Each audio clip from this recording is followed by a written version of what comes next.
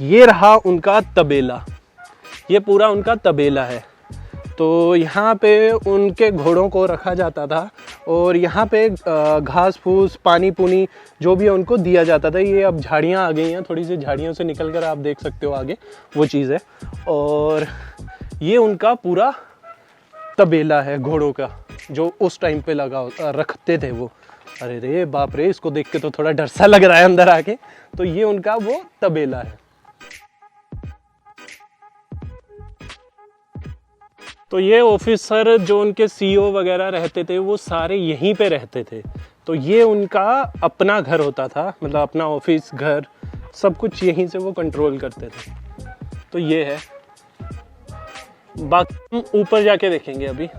ये उनका पूरा घर है। तो ये उनका पूरा ऑफिस था और घर था जहाँ पे वो रहते थे, उनके सीईओ और सोल्जर वगैरह। तो ये देख सकते हो आप, बहुत ही बेहतरीन तरीके से वैसे तो बनाया गया, अभी तो खंडर हो गया खैर, पर उस टाइम पे तो बहुत खूबसूरत था।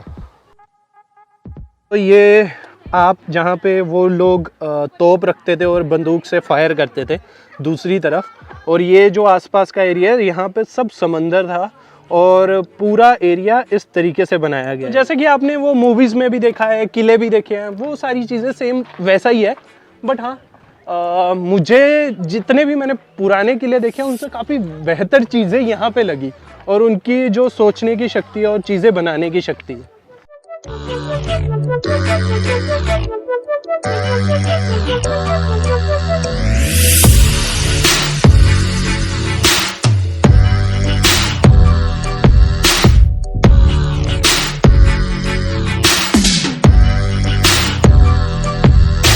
तो ये उनके रहने का घर था जहाँ पे वो रहते थे। मैं ये आपको ऊपर से दिखा रहा हूँ, नीचे से इतना क्लियर नहीं हो पाएगा।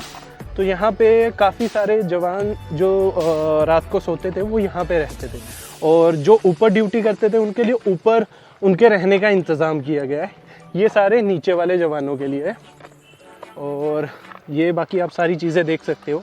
और उन्होंने इस तरीके से उसको बना रखा था कि अगर किसी को वॉशरूम वगैरह जाना है या कहीं जाना है तो वो ऊपर ही जाए, नीचे ना आए। तो देख सकते हो आप लोग।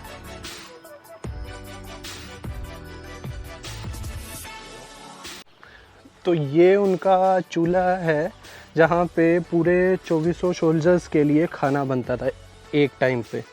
देख सकते हो कितना बड़ा है। तो यहाँ पे वो अपने सोल्जर्स के लिए खाना बनाते थे, और ये सब सोल्जर के घर आसपास ही थे।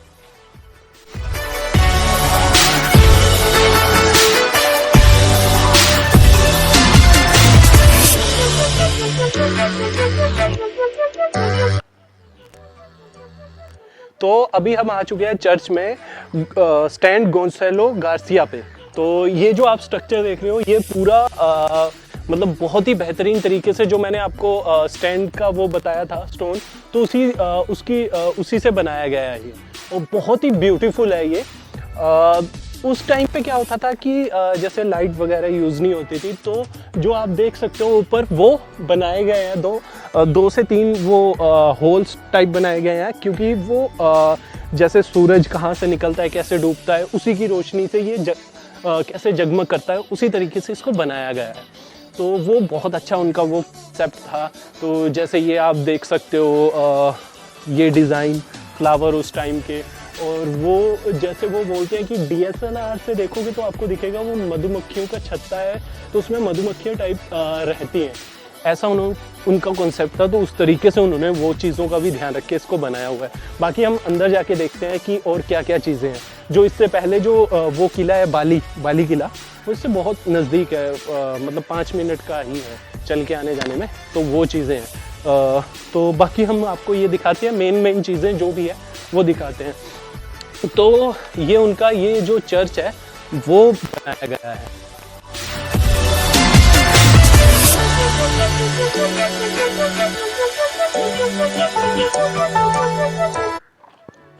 तो ये वो जगह है जो लुका छुपी में यूज़ हुई थी। पंकज त्रिपाठी जी जब उनको छोड़ के यहाँ से भाग जाते हैं, तो ये वो जगह है, शूट के लिए भी यूज़ होती है।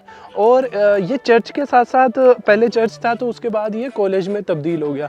और बाकी काफ़ी सारी मूवीज़ की यहाँ पे शूटिंग हुई है। हीरोपंती के जो गाना है वो, तो ये काफ़ी फेमस है, इसलिए इस जगह को इस तरीके से यूज़ भी किया जाता है, मूवीज़ के लिए यूज़ किया जाता है। एक अभी आने वाली रिसेंट वेब सीरीज़ है, उसका नाम नहीं बताया गया, बट उसका भी शूट यहीं हुआ है।